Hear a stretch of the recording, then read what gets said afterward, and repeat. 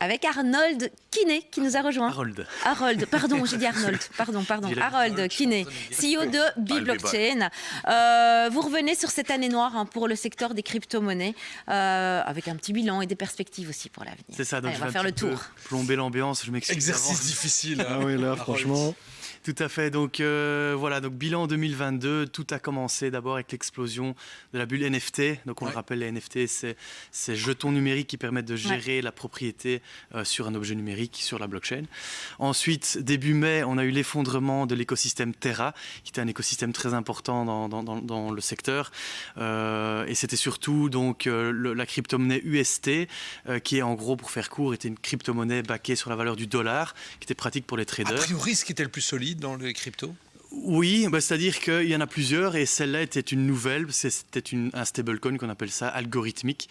Et donc l'algorithme qui justement devait maintenir la valeur de l'UST sur la valeur du dollar a commencé à partir en cacahuète.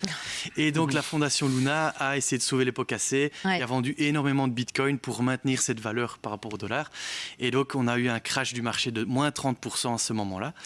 Et on a eu une suite de faillites en cascade avec BlockFi, Celsius, etc. Et surtout Free Arrow Capital, qui était le plus gros hedge funds à l'époque, donc fonds d'investissement dans les crypto-monnaies. Et on a connu du coup de nouveau une chute de 30%. Donc ça s'enchaîne. Et dernièrement, vous l'avez tous entendu, c'est la faillite de FTX, évidemment. Et son on en a pas mal parlé ici, en effet. C'est une correction de la bulle, en fait. La bulle a explosé.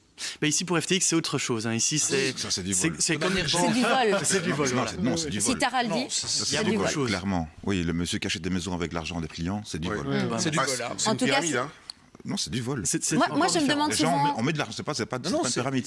Il est en prison et il va y rester longtemps. Il va être extradé aux États-Unis, il va rester en prison, à mon avis, toute sa vie. Il y a de grandes chances. Mais est-ce que les gens qui ont investi dans ces crypto-monnaies doivent le regretter aujourd'hui, ou bien il y en a qui ont quand même gagné de l'argent Il faut prendre de la nuance, en fait. Donc, FTX, c'est comme si c'était une banque qui faisait faillite. Quand une banque fait faillite, on ne remet pas en question l'euro ou le dollar, par exemple. Donc, en fait, cette banque crypto a eu des problèmes de solvabilité. Et donc, en fait, a utilisé l'argent, comme le disait Tara, l'argent des clients pour, par exemple, acheter des maisons ou faire du blanchiment d'argent et énormément de choses. Bon, parlons peut-être des conséquences du coup de ces effondrements. Oui, donc les effondrements qui se sont enchaînés, plus aussi quand même cerise sur le gâteau. 2022 est une des pires années en termes de hacks. On est à plus de 130 milliards de fonds volés par des hackers sur des écosystèmes. Des cryptos qui se sont évaporés. C'est ça, donc volés par des hackers. Et donc bilan, on est passé de 2,9 trilliards de dollars de market cap, donc de globalisation du marché total des crypto-monnaies en novembre 2021 à 800 milliards.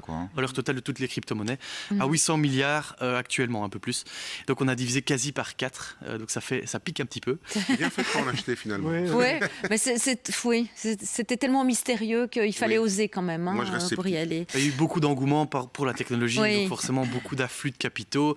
La promesse les attentes de la technologie étaient trop élevées par rapport à ce qu'elle pouvait faire. C'est encore une jeune technologie, donc forcément ça crée des bulles spéculatives. Oui, ce que vous êtes en train de dire, Harold, c'est qu'il ne faut pas jeter la technologie dehors. Exactement. La technologie, elle est là, elle reste, mais c'est ce que les hommes et les femmes en ont fait. Exactement, tout à fait. Il y a du positif quand même dans tout ça? Oui, justement pour rebondir sur ce que Bruno disait, c'est que là on se rend compte que la technologie, c'est pas ce qu'on remet en question. Donc la blockchain. La blockchain, c'est ça, la technologie blockchain. Et la finance décentralisée, donc c'est la finance qui ne dépend pas d'entreprise, en tout cas pas directement, comme pas FTX, d'une banque centrale. Qui était une banque qui fait faillite. Tous les fonds sont perdus. Du moins on essaie de récupérer ce qui est récupéré. Et donc on s'est rendu compte que on a eu un crypto bank run. Donc tout le monde a retiré ses fonds des plateformes parce qu'on s'est dit FTX s'est cassé la pipe, mais du coup d'autres peuvent très bien aussi s'effondrer.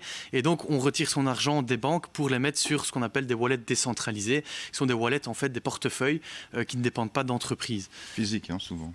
Oui, c'est ça. Donc, ça, c'est des cold wallets qui sont des clés USB où on stocke nos crypto-monnaies. Bon, Harold, on n'a plus beaucoup le temps, mais est-ce qu'il y a encore un avenir pour les cryptos, rapidement, très... Bien sûr. Oui. Donc, oui. La technologie n'est pas remise en question, comme je le disais. Et nous, en fait, c'est ce bear market, donc ce marché baissier, qu'on appelle aussi build market, est l'opportunité pour nous de nous concentrer sur l'innovation et consolider les bases. C'est un bon nettoyage. C'est un bon nettoyage. Il fallait peut-être restarter quelque chose, quoi. En gros. Bon, merci Harold Kiné. Vous êtes CEO de B-Blockchain.